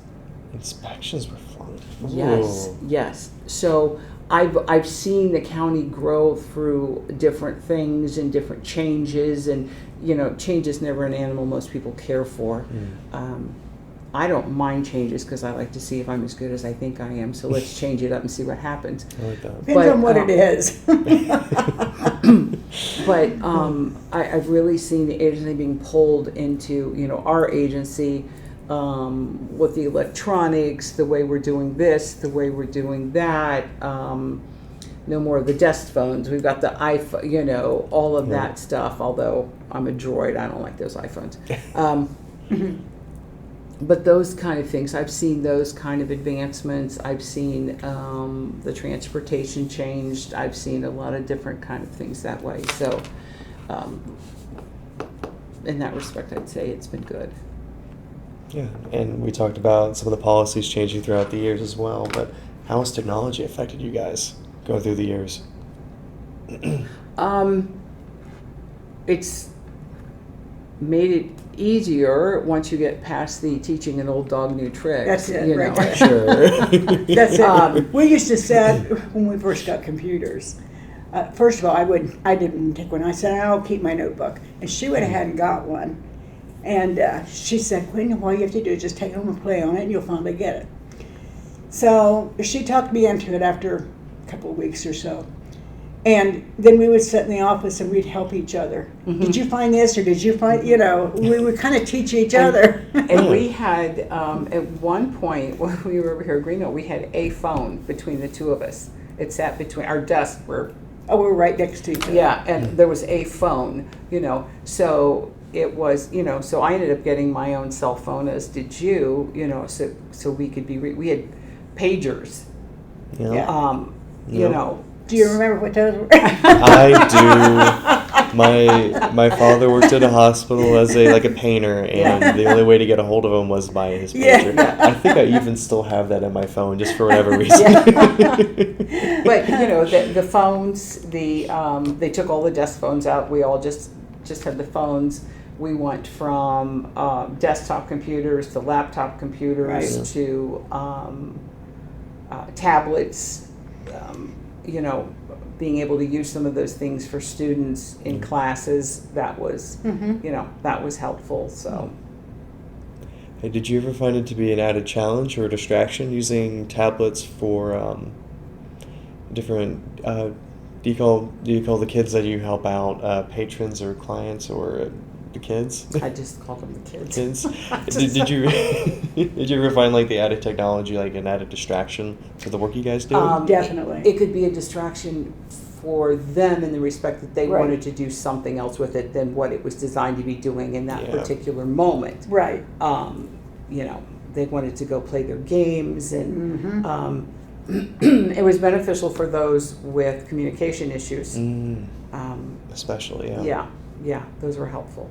Another problem that we have is if one of our job coaches is in the store and she's got somebody working, and she may not be right next to them because we try to give them independence, and she might be taking notes on her phone. Okay. But it looks like she's playing a game or something. Yeah. The employers do not understand that. Yeah. And I'll get a phone call. Well, she's doing okay, but she's on her phone all the time. I said, in her defense, she's probably taking notes on her student. I said, we have to do daily notes on whoever we're with. Yeah. And so that usually would seal the deal, and I would make sure and say, make sure if you're on the phone, answering a personal call, make it quick, get off of it, because it does look bad. Yeah. And even to other customers are thinking, well, she's on the phone all the time. So it looks bad, but it isn't necessarily. Well, and some of the younger job coaches and stuff that came in, they were in that mindset of must be attached to the phone, and it's no, you don't. So that can be a little tricky. Yeah, that's kind of sticky sometimes, and sometimes the job coaches don't listen. No. But yeah, that can be a problem. Yeah, that's the joys of things becoming an everything device, right? What are some additional things you'd like to mention from how the county was when you guys started versus how it ended up now? Is there anything else you'd like to mention there? Well, where our students are concerned in getting jobs, people are way more open now. And it used to be we get a lot of no's, people weren't used to special needs working in the community, and they had to learn. Well, wow, these guys can really do some great stuff. I think there was a lot done. A, just from some of the outreach that we did. B, that the jobs and stuff like that. The imagery of what a person with a developmental disability changed. It evolved. Yeah. Because people always had that vision of, somebody coming right out of a straitjacket, and and it's like that's not not that we don't have kids that were in that position, but that's not what we're bringing out. And it was upon us to make those decisions. Is that me? I'm sorry. Oh, no worries. I've had worse during oral histories. Somebody would have a light flashing from their phone before. Oh my gosh. Yeah, like they can't hear it, or so they would just have the light flash from it. I'm like, it directly had it in their front pocket, so it's going directly into the camera, and it happens. Yeah, I'm so sorry. Oh, I forgot that was even off. Oh no, that's why I have it back here. Yep. That's why all the papers written. Yeah, I think that imagery changed for a lot of reasons, and maybe all of the things that we've talked about contributed to that. Yeah, that shift is getting ourselves out there, and I mean, nobody is more surprised than parents when their students can start doing things. I did have a parent one time. She had a very young child, and she said, "What would you suggest that I do to help, my child?" And I said, "Give him a job at home, a chore, as soon as you can." And I said, "Make him do it. Make sure he gets it done, and add on to it. That will help." I mean, even when they're little, my kids started trying to make their own bed when they were 5. Now I'd have to go in and check and help a little bit, but they did. Well, even emptying the silverware from the dishwasher. Yeah. It's a small task, but it's also sorting, and it's the having to do it. Yeah. Or maybe your job is taking the trash to the streets on trash day. Well, what day of the week is that? How do you find that out? How do you do? So as much responsibility as you can give them, Yeah. because you're not going to be here all the time. Yeah. And employers aren't going to do it for them if you want them working. Right, if you want them doing work. Yeah, so anything like that will help them. I'm so sorry. You're so popular. My phone goes off constantly. You're fine. That was a good commute timing. Yeah.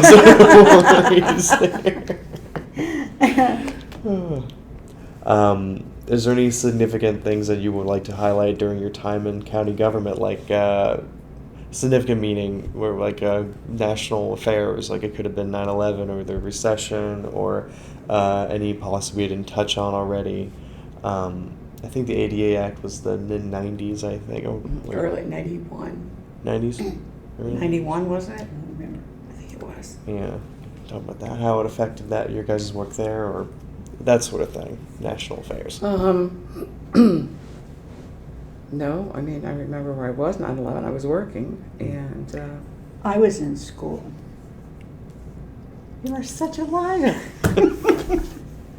You do that with a straight face. I hear St. Peter and his check mark's going again. She told me that all the time. That was good. I was gonna be like, oh, okay, college, all right. No. My granddaughter says, "Grandma, you like shock and awe, don't you?" And I said, "Yeah, I do." Yeah. I still haven't seen her for a while, so I have to give her a little jolt once in a while. Sure. I'm just going to ignore you and just move on, Gwen.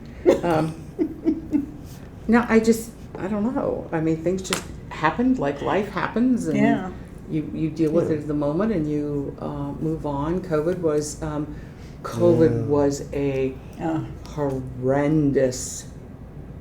We went from being in the office to everything at home. The job classes that we did, I now had to scramble and create online job classes and make them interactive, and it was, I mean, you talk about somebody having no old dog and new tricks, and I was doing the teaching. It was a lot of trial and error, but we pulled it off. But that really, if my husband hadn't passed away, I'm not sure how much longer I would have stayed, because it really, the time away from the kids. Yeah. I mean, because that was my, like I said, that was the juice that made the engine run. Time away from my coworkers, because it was, she and I were in a big office together one time, and they brought, she came in as a job coach, but she's the service coordinator now, but she came in and they gave her a desk in our office. Fine, hello, how are you? And she said she learned more from just sitting in the office with us, because people were in and out of the office all the time, and they were talking to us about this, and they were talking to us about that. What about this, and how are you going to do this? And she said she figured out questions to ask she didn't even know she should. But so it's that. It lost something. Yeah, it did. It really, I think I was less effective, and that troubleshooting, and that, what do you think we should do about this? And, having to make a phone call for every single thing eats up, you think a phone call is easy, but it eats up more time. And it really, that was, I started playing with the idea in the back of my head, because I don't know how much longer I can do this. I think we were less effective. I do too. I like being home, but. Yeah, and not for lack of trying, I miss having a reason to put on some respectable clothes for the day. We got rid of them, didn't we? I was training a job coach, and I think it was the first one. It was first one that we hired. And I was training her, and she followed me. We all had our own offices then, and she followed me from room to room, even followed me to the copier and the printer, and she, just like a little duck, just followed me. And she was a manager at Brookside. That's a place for handicapped, very involved handicapped people. Gotcha. And she was a manager there, but she came to work for us, and she followed me everywhere. And but she learned a lot, just because I'd stop and talk to this one, that one, and and so especially job coaching, I think it really hurt them. Yeah, once you interfere with the communication of an agency, you still have the phones. It's not the same thing, and the thing where you're standing there, and I could be in my office working, and somebody would pop in and say, "Hey, what about this?" And then somebody come with another piece of paper, and they go, "Oh, well, I had this problem with this kid, and this is, this is, so that group contact, that really impacted a lot." I would come in and say, "I need a break." Yeah. Well, that was you, Gwen. You had special. But it did. It lost something. The camaraderie and the joking, and some of those girls up in the job coaches, they would try to scare you, and they'd scare the supervisor. I mean, it lost something. You had the carry-ins and the, that kind of stuff, and you celebrated life, and, people's life changes and babies. And, and you would hear each of our kids as they graduated each year to something else. They'd get their license, or they'd get a car, and everybody's around the office, "Hey, did you hear so-and-so got this or that?" I mean, no matter what was going on in their life, we'd all worked with them at some point, pretty much. Yeah. And so we knew them all. It was like your soul wasn't being fed anymore. It was just really... It lost something. It was tough. Yeah. But I did like working in my pajamas for doing the schedule. If you have to do paperwork, you might as well be in your PJs.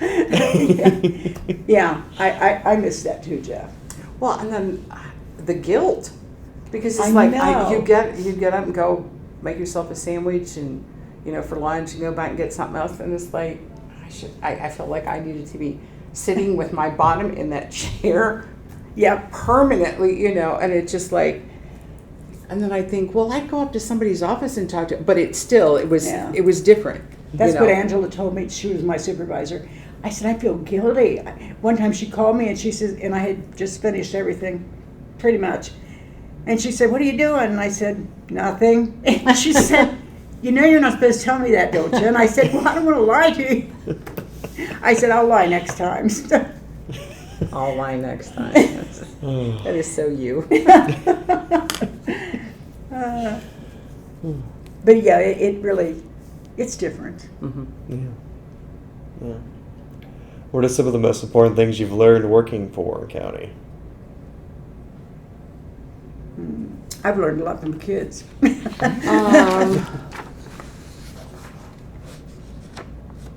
Patience. Oh yeah, Patience definitely. in abundance. You got to stand back and let a kid try to get their sentence out. It takes 5 minutes sometimes. Well, just patience in getting things done, you know, Yeah. at a management level. Realizing that I don't have all the answers, you know. Yeah. I do. You need to just be open. There are changes taking place. Try not to go to Walmart. Well, and that change is the nature of the beast, because it was just always, you know, we're going to have this meeting, we're going to do this, and you know, and then everybody, you could just feel the friction, just feel it, and it's like you could almost stand there and go, okay, that group of people is going to hit the ceiling any minute now, and this group over here is just going to sit and mumble, and you know, they're the pacifists, you know, so it just.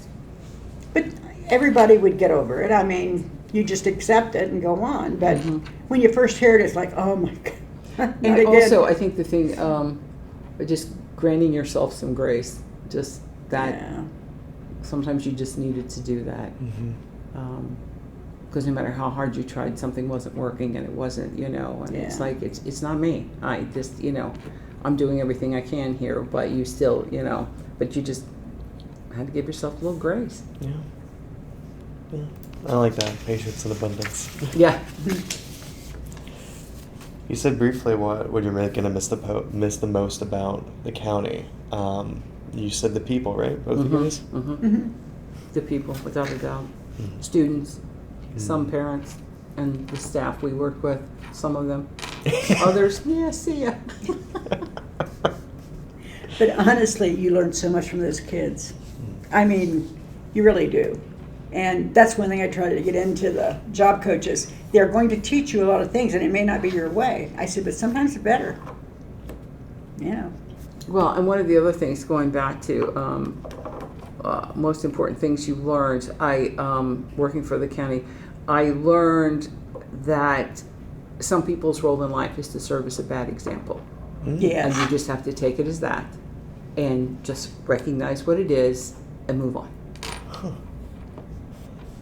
Okay. This feels like a que sera situation, whatever it will be. You can only do so much, yeah. Yeah, interesting. So what have you guys been doing since you retired? I'll let Jef tell. When my husband passed away, both of my sons, I had one with his family in Michigan and one with his family in Cleveland. They all picked up and they all came home. Oh. And they all moved in with me. Oh, jeez. That first summer, there were 11 of us there, and How many little monsters do you have? five, Yes. five grandchildren. So it was the morning passed rather quickly because I really didn't have time for it. But they all moved out. But I have always wanted grandchildren, and it was like, can you boys just get it done here, or what is the deal? Do you need instructions? I mean, how can I help? And so I have 5 of them now, and I've pretty much just been hanging with the kids. Baseball games. I mean, I've had Saturdays where I've been at 4 different games, 2 soccer games and 4. And I just finally, last week, got to take the chairs out of my trunk. They've been there for months. Between soccer and John was playing tag football last year, and Jackson and John were playing basketball, and then the girls started the soccer. Oh no, then Aiden went to basketball, and then the girls started soccer, and the other 3 started baseball. So, and then I'm helping out with the kids being gone for summer. I just got back on Wednesday. I was in Smoky Mountains with my oldest son and his wife and 3 kids and my daughter. And so this was because come next week I get the kids back in my house. So this is how I'm spending my last day off in life. Mine are all older, but in September I've got a wedding. My youngest granddaughter's getting married. Mm-hmm. But other than that, what I do daily is I lounge around, drink a cup of coffee. I go in and make my bed, and that's about it. All in the PJs still. Yes. I go to the grocery store and pick up my groceries, and that's my day out. Oh, and I go through Kroger's to get my medication, and my little dog goes with me, and he gets in the window, and they give him a treat. When we had Frisch's, if I take him over there, they give him bacon. Mm. And then I go to the ice cream place and get him a pup cup. And then I take him to get him groomed at the spa. I mean, that's what I do. You do house projects? Take care? I did. I got my artificial flowers out and put them in the pots and hung them up. There we go. You making a face at me? I know. I can't. But I'm sorry. I stay busy constantly. I want her life. I just haven't gotten there yet. It sounds like you're back doing logistics for. I am, and somebody has to be here, and I get this. Hey, I'm gonna get stuck at work. Can you take them to the Y, and then we'll come and pick them? I'm sure, no problem. And they just, I wouldn't give a minute of it though. They've just been. Except John, when I asked him, the little stinker. So Wednesday, my daughter and I were leaving, and it also happens to be my son's birthday, and it was my wedding anniversary. And so I asked John, who has just turned 5. I said, John, do you know what today is? And he said, it's your going home day. So you are. So I'm always telling him, I said, dude, you're walking a plank and I'm going to have 2 sharks under it. So when we were in the Smoky Mountains, they had this climbing stuff, and there happened to be this long board with the rope on either side. And I hear, Emma, I'm walking the plank. And I'm like, wait, stop. I don't have the sharks there. Oh my gosh. Poor little kid. Poor little kid on my backside. We do get an occasional lunch out or dinner. Yeah. Sometimes I go to her house, and so I can watch all the kids be monkeys and stuff. That's always nice. She just sits there. We give her a drink and just let the kids turn loose and entertain her. Bring the little dog around, right? Yeah. That last drink was wonderful. I want another one. Oh, okay. We'll do that on 4th of July. That's pretty good. But anyway, yeah, we do get together. Yeah. Not, like we were. I do miss our morning coffees and our little chats.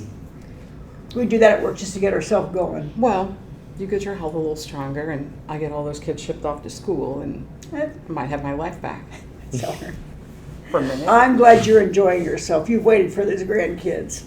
Yeah. So.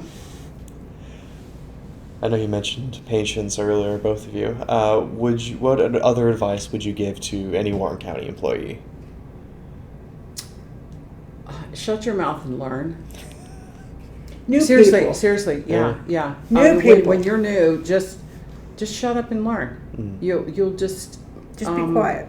You don't know everything. Just take it in, and realize that no 2 individuals that you're going to meet are going to be the same, and they're going to respond different. And that rapport is just the most important thing that you can do. And treat them the way you want to be treated. Just very basic fundamentals, But listen and learn. Watch other people. Ask questions. but listen and learn. I was training one time, and one of the people happened to be my daughter, and she was sitting in the back seat. And I was training another girl, and she was in the back seat. And I'm driving, and I'm kind of glancing in the mirror occasionally at them as I'm speaking. And this one girl, the new girl, not my daughter, she knew better, kept interrupting me. And I was in the middle of a sentence, and I looked at her in the mirror, and I said, "You need to be quiet. I'm trying to teach you something." And Jill's going, "Oh." Like she knew it was coming. I'm not related to her. But anyway, yeah. Yeah, listen and learn, and just Yeah, they make that mistake. And I remember when Jill started and she was in one of the other offices, they said, just sit there and listen and learn. I said, keep your opinions for about a month. And then you can have an opinion. And I think the whole world needs some dignity and decorum. Yeah. If everybody could just pull that off instead That's of thinking true. that the whole world wants to know what you're thinking. Yeah. Not really. They really don't. Sometimes I just want to look at people and go, "You're really not that important. Just making a side note here." Feels that way with social media. I know. That's a that's the bad part. And that was one of the things that we had to teach the kids, because yeah. it was, the social media was a whole new realm for them. Yeah. And I would use an example. I would say, "Well, how many friends do you have?" And they'd give me this like ridiculous number. And I'm like, "That's not true. That is not true." And I would bring up a teacher or a teacher's aide that I had worked with for a number of years, and I would, "Do you know what my birthday is?" "No." "Do you know how many kids I have?" "Well, yeah, I think I do." "Do you know their names?" "Not really." "Okay." And then I would bring up Gwen. And Gwen has just been, she's like family. And she could answer all this. And I said, "That's the friend, that's the acquaintance. That's what you have most of in your life. Don't take that word friends from Facebook as something that's a reality, because it's not." And that was a very hard thing to get through to them, because they feel important saying, "I have 50 friends," or whatever they, I don't have that many friends on Facebook. Yeah. I don't want that many friends on Facebook. Yeah. I don't like most people. It's too much. I don't keep hold of that many people. I probably do. I don't look. I just, it's like, it's just like the whole world doesn't need to know what you're thinking.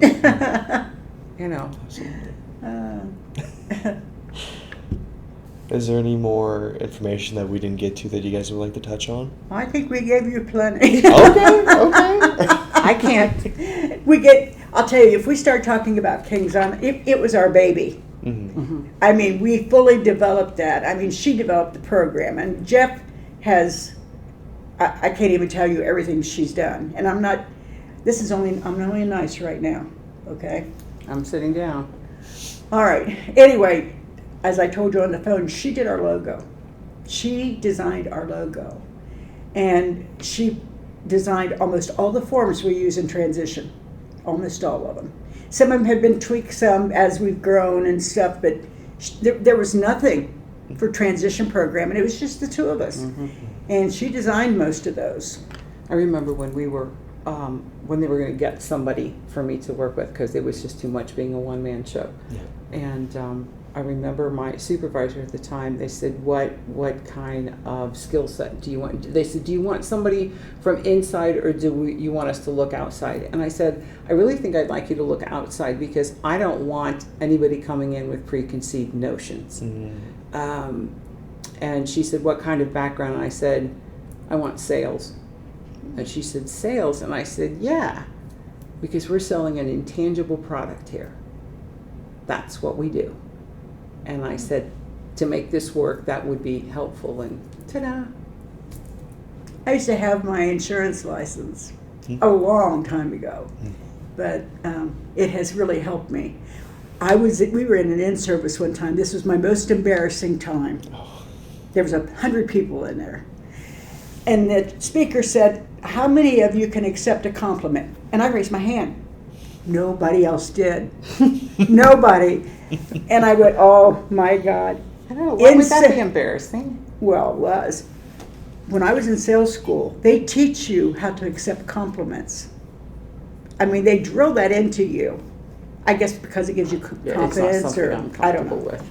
Yeah. But you know, and a lot of people get uncomfortable if you get a compliment.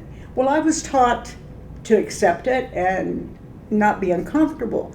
Well, that's why I didn't. Depends on who's giving it, so I can judge the sincerity of it. Right. Yeah. If you give it, I'm like, okay, unless you're being sarcastic. But other people, it depends on what the compliment is. Kind of like when your face was swollen. Stop.